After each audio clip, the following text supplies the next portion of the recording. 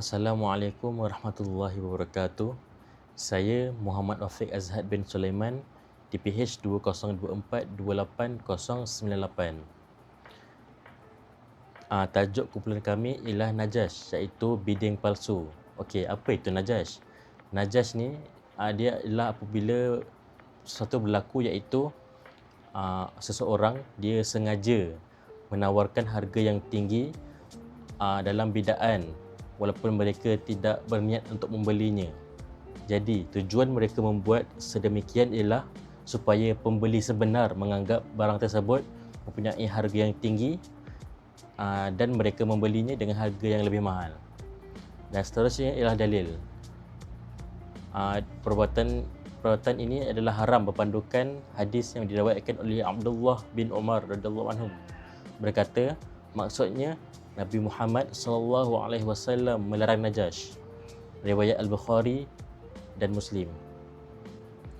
Assalamualaikum, nama saya Muhammad Faris Azim bin Hassan. Sekarang saya nak terangkan contoh-contoh Najash. Najash ni boleh berlaku secara tidak sengaja ataupun sengaja oleh kedua belah pihak, iaitu penjual dan juga pembeli. Okey, kita akan pergi kepada penjual. Penjual ni mereka boleh melakukan Najash dengan cara meletakkan harga bidaan ataupun menyuruh para pembeli dengan harga bidaan yang sangat mahal daripada harga pasaran. Tujuannya untuk membuat para pembeli percaya yang ini adalah harga sebenar dan juga untuk mendapat keuntungan yang lebih untuk barangan yang dijual.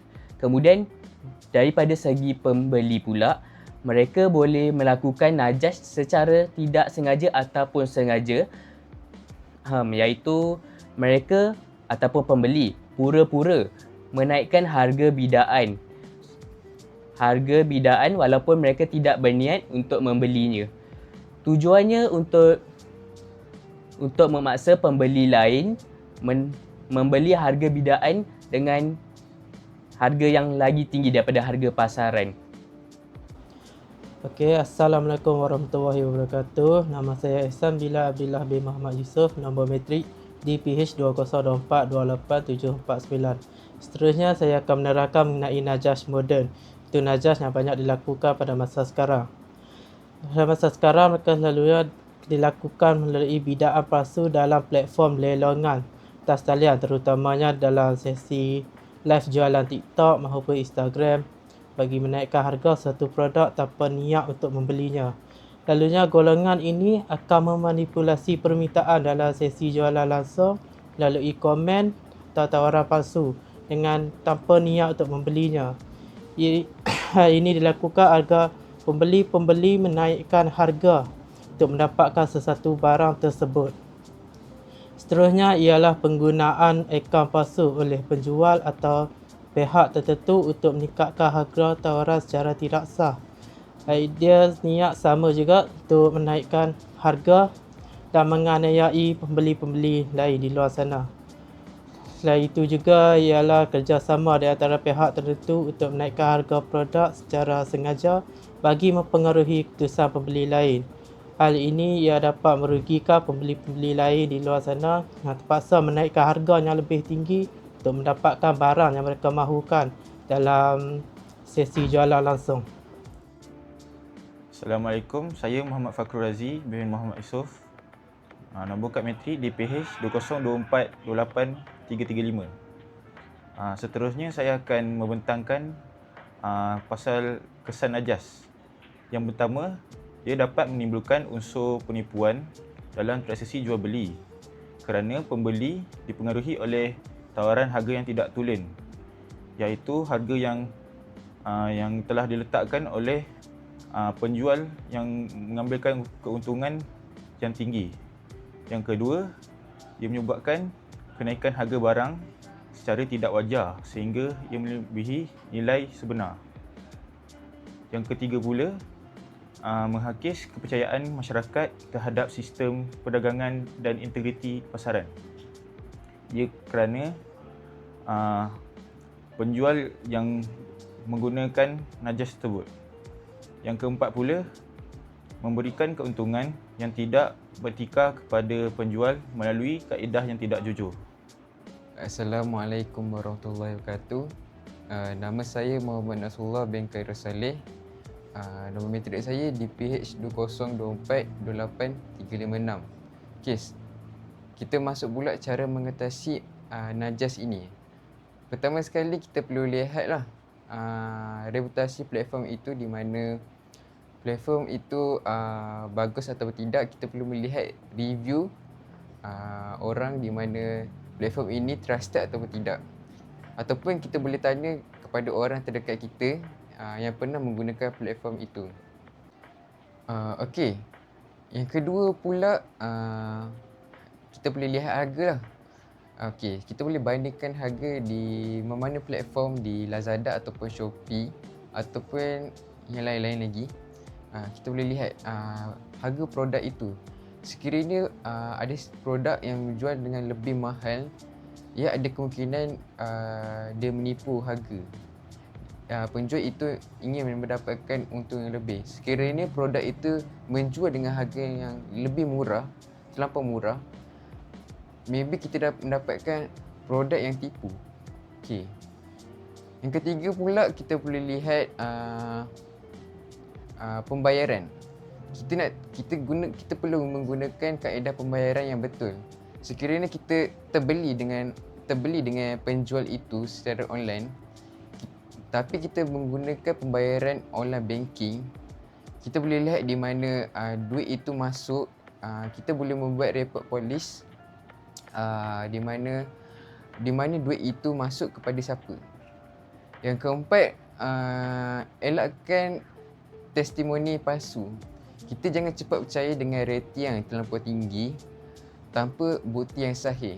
Kita perlu banyak membuat research, menanyakan kepada orang yang pernah membeli, dan kita perlu lihat adakah benda itu trusted untuk dibeli. Okey, yang terakhir, kita perlu lakukan penyelidikan yang ringkas sebelum membeli. Sekarang ni kita boleh lihat di Google di mana harga produk itu dijual dengan harga berapa. Kita boleh tahu dengan harga berapa produk itu dijual di pasaran. Akhir sekali, kesimpulannya, najas ini ialah amalan yang tidak beretika dalam urusan jual beli. Ia kerana melibatkan unsur penipuan dengan menaikkan harga suatu barang. Najas ini juga dapat merugikan dan mendendaskan kepercayaan kepada penjual dan maupun pembeli. Oleh itu, Islam melarang perbuatan najas untuk memastikan perniagaan dilakukan secara jujur, adil dan berlandaskan perkara yang benar. So, ini adalah sumber rujukan kami.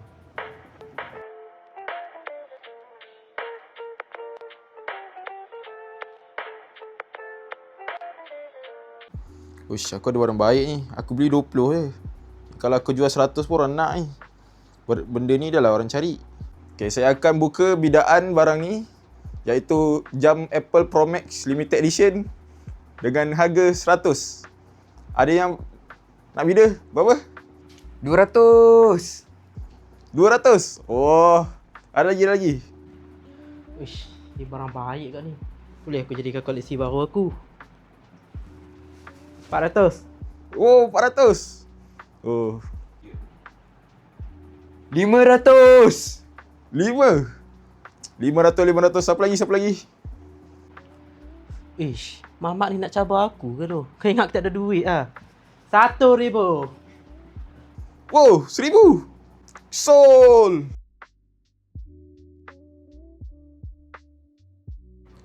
Ush, lawa juga jam ni. Dah tu jam benteng yang aku idamkan dari kecil dulu. Dengan harga 10,000. Boleh aku show off dengan kawan aku ni. Wish, tapi kalau aku tengok 5 bintang boleh percaya ke ni? Dengan jam benteng 10,000. Aku beli lah.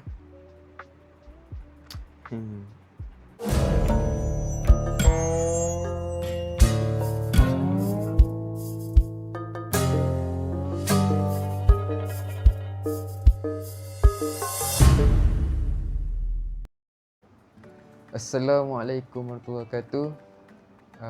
Bersama saya dengan Ustaz Nasrul. Okey, hari ini kita akan memberi kepada pendengar untuk menelefon saya untuk menanyakan satu hari satu soalan. Assalamualaikum Ustaz. Saya nak tanya, kalau seseorang berpromote barang dia dengan kata ramai orang dah beli, tapi sebenarnya dia cuma ikut trend marketing dan tak pasti betul atau tidak, adakah itu dikira najas?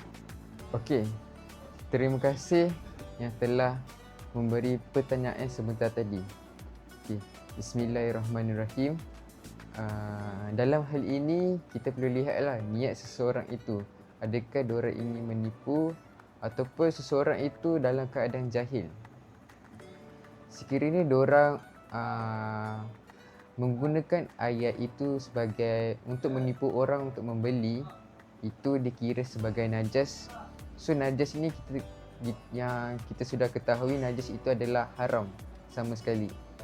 Okay, yang kedua pula, sekiranya seseorang itu menggunakan ayat marketing sebagai untuk menarik orang membeli, mengatakan ramai yang membeli barangan diorang, perbuatan itu sebenarnya diorang dia agak jahil.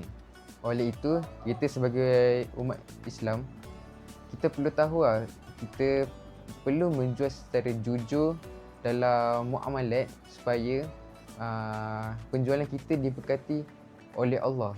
Okey, itu saja daripada saya, Ustaz Nasrul. Assalamualaikum.